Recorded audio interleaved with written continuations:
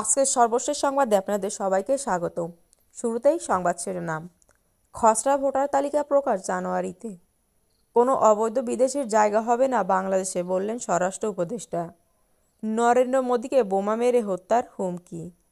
2025 সালে শনিবারও স্কুল খোলা প্রসঙ্গে যা জানা গেল।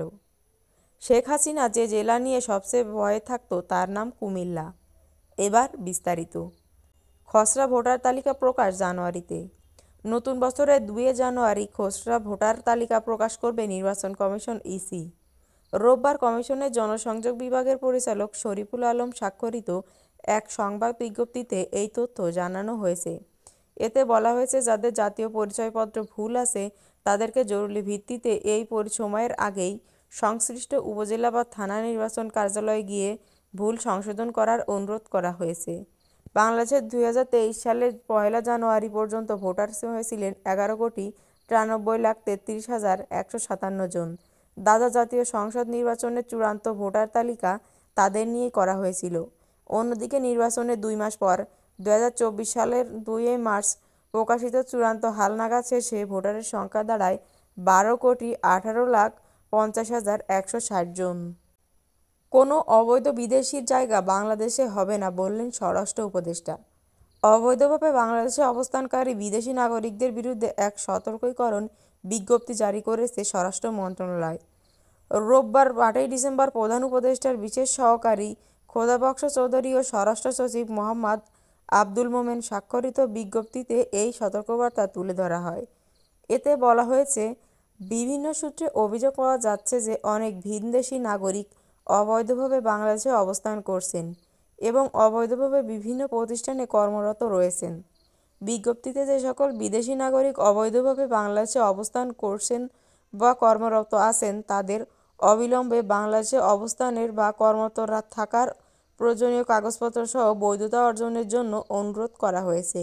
অন্যথায় তাদের বিরুদ্ধে আইনানুগ ব্যবস্থা গ্রহণ করা হবে মর্মেও বিজ্ঞপ্তিতে জানানো হয়েছে। এদিকে বাংলাদেশে অবৈধভাবে অবস্থানরত কোনো বিদেশিকে দেওয়া হবে না বলে হুঁশিয়ারি উচ্চারণ করেছেন স্বরাষ্ট্র উপদেষ্টা জাহাঙ্গীর আলম চৌধুরী। তিনি বলেছেন, অবৈধ বিদেশিদের বিষয়ে আমরা পত্রিকায় একটি বিজ্ঞপ্তি দিয়েছি। কোনো বিদেশিকে অবৈধভাবে বাংলাদেশে থাকতে দেওয়া হবে না। বড়দিন ও 31st নাইট উপলক্ষে রোববার সচিবালয়ে আইনশৃঙ্খলা সংক্রান্ত কমিটির বৈঠক শেষে তিনি এই মন্তব্য করেন। স্বরাষ্ট্র উপদেষ্টা বলেন, অবৈধভাবে কোনো বিদেশি নাগরিকদের সরকার থাকতে দিবে না। কোন দেশের কত নাগরিক অবৈধভাবে বাংলাদেশে অবস্থান করছে এমন প্রশ্নের জবাবে উত্তরে স্বরাষ্ট্র উপদেষ্টা বলেন, কতজন আছেন সেই পরিসংখ্যানটা এখন আমাদের কাছে নেই। এটা যদি থাকতো তবে আমি বলে দিতাম এতজন আছে। অনেক দেশেরই আছে, আমি কোনো দেশের নাম উল্লেখ করতে চাচ্ছি না। তবে কোনো দেশেরই অবৈধ নাগরিকদের আমরা বাংলাদেশে থাকতে দেব না। এক প্রশ্নের উত্তরে স্বরাষ্ট্র উপদেষ্টা আরও বলেন, এটা হঠাৎ করে নেওয়া কোনো সিদ্ধান্ত নয়, আইন শৃঙ্খলার সঙ্গে জড়িত এটা নয়, এর কোনো সুনির্দিষ্ট কারণ নেই। নরেন্দ্র মোদীকে বোমা মেরে হত্যার হুমকি। ভারতের প্রধানমন্ত্রী নরেন্দ্র মোদীকে বোমা মেরে হত্যার হুমকি দেওয়া হয়েছে। শনিবার মুম্বাই পুলিশের কাছে হোয়াটসঅ্যাপে এই বার্তা পাঠানো হয়েছে বলে জানিয়েছে দেশটির বেশ কিছু সংবাদ মাধ্যম। প্রতিবেদনে বলা হয়েছে, যে নম্বর থেকে হোয়াটসঅ্যাপে বার্তাটি এসেছে সেটি রাজস্থানের আজমির এলাকা থেকে চিহ্নিত করেছে পুলিশ। সঙ্গে সঙ্গে মুম্বাই পুলিশের একটি দল অভিযুক্তকে ধরতে সেখানে রওনা হয়। ভারতের সংবাদ সংস্থা পিটিআই জানিয়েছে, ওই বার্তায় পাক গুপ্তচর সংস্থা আইএসআই-এর নাম উল্লেখ রয়েছে। বোমা বিস্ফোরণ ঘটিয়ে মোদীকে মারার পরিকল্পনার কথা বলা হয়েছে। তদন্তকারীরা প্রাথমিকভাবে মনে করছেন অভিযুক্তের মানসিক সমস্যা থাকতে পারে অথবা মাতাল অবস্থায় এই মেসেজ করে থাকতে পারে। তবে এ নিয়ে তদন্ত করে দেওয়ার কথাও হচ্ছে। হুমকি পাওয়ার পরে মুম্বাইয়ের থানায় এফআইআর দায়ের করা হয়েছে। এর আগে বহুবার বহুজনকে দিয়ে হুমকি দিয়ে ভুয়া বার্তা এসেছে মুম্বাই ট্রাফিক পুলিশের হেল্পলাইন নম্বরে। কয়েকদিন আগেই সুপারস্টার সালমান খানকে খুনের হুমকি দিয়ে একই হেল্পলাইন নম্বরে মেসেজ পাঠাতে হয়েছিল। 2025 সালে শনিবারও স্কুল খোলা প্রসঙ্গে যা জানা গেল।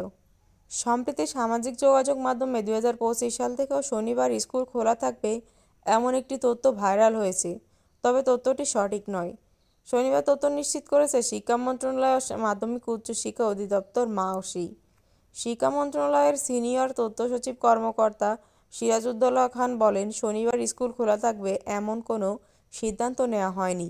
নতুন কোনো সিদ্ধান্ত হলে তা সবাইকে জানিয়ে দেওয়া হবে।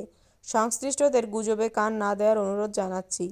মাওসির মাধ্যমিক বিভাগের সহকারী পরিচালক দুর্গারানী শিকদার বলেন, শিক্ষা প্রতিষ্ঠানের সাপ্তাহিক ছুটি শুক্র শনিবার এখনও সেটি বহাল আছে। আগামী বছর থেকে শনিবার স্কুল খোলা থাকবে এমন কোনো সিদ্ধান্তের কথা আমার জানা নেই। গত বৃহস্পতিবার পর্যন্ত এ ধরনের কোনো সিদ্ধান্ত হয়নি। এদিকে গুজবটির তথ্যে ক্ষোভ প্রকাশ করেছেন শিক্ষকরা। তারা বললেন, সাপ্তাহিক 2 দিন ছুটি থাকা জরুরি। সরকারি অফিসে সাপ্তাহিক 2 দিন ছুটি হলেও স্কুলে সেটা যত থাকতে হবে। শেখ হাসিনা যে জেলা নিয়ে সবচেয়ে ভয়ে থাকত তার নাম কুমিল্লা। বৈষম্য বিরোধী ছাত্র আন্দোলনের কেন্দ্রীয় আহ্বায়ক হাসনাত আবদুল্লাহ বলেছেন, ফ্যাসিবাদের জনক শেখ হাসিনা রাতের ঘুম হারাম করে দিতে যে জেলা, সে জেলা হচ্ছে কুমিল্লা। যে জেলাকে নিয়ে শেখ হাসিনা সবচেয়ে ভয়ে থাকত তার নাম কুমিল্লা। কুমিল্লার সন্তানরা শেখ হাসিনাকে ক্ষমতা থেকে নামিয়ে তার সেই জায়গায় ভারতে পাঠিয়ে দিয়েছে। বৈষম্য বিরোধী ছাত্র আন্দোলনের কেন্দ্রীয় আহ্বায়ক এই mother of terror Sheikh Hasina ভারতে গিয়েও দেশের বিরুদ্ধে নানা ষড়যন্ত্র চালিয়ে যাচ্ছে। আমাদের সকল ষড়যন্ত্রের বিরুদ্ধে সজাগ থাকতে হবে। ষড়যন্ত্র মোকাবেলায় ঐক্যবদ্ধ থাকতে হবে। আমাদের সকলকে সচেতন থাকতে হবে, আর কখনো যেন ফ্যাসিবাদ মাথাচাড়া দিয়ে উঠতে না পারে। শনিবার বিকেলে কুমিল্লার লাকসাম পাইলট সরকারি উচ্চ বিদ্যালয় মাঠে বৈষম্য বিরোধী ছাত্র আন্দোলনের কেন্দ্রীয় সমন্বয়ক ও জুলাই বিপ্লবের বীর সেনানীদের সংবর্ধনা প্রদানকালে এসব কথা বলেন বৈষম্য বিরোধী আন্দোলনের কেন্দ্রীয় আহ্বায়ক হাসনাত আবদুল্লাহ। হাসনাত আবদুল্লাহ বলেন, শেখ হাসিনার বিরুদ্ধে যে গণ অভ্যুত্থান, তার ক্রেডিট আমরা সকলে যার যার অবস্থান থেকে নিব। কিন্তু ক্রেডিট নিয়ে গিয়ে যেন আমরা দেশের স্বার্থে কোনো ধরনের কম্প্রোমাইজ না করি তা খেয়াল রাখতে হবে। যত বাধাই আসুক, গণতন্ত্র, ভোটের অধিকার ও রাজনীতির অধিকার ফিরিয়ে দেওয়ার জন্য কেউ যদি আন্দোলনে নাও থাকে, বৈষম্য আন্দোলন এসব অধিকার প্রতিষ্ঠায় আন্দোলন চালিয়ে যাবে। টেকনাফ থেকে তেঁতুলিয়া, রূপসা থেকে পাটুরিয়া 1 ইঞ্চি জায়গাও ফ্যাসিবাদকে ছাড় দেওয়া হবে না।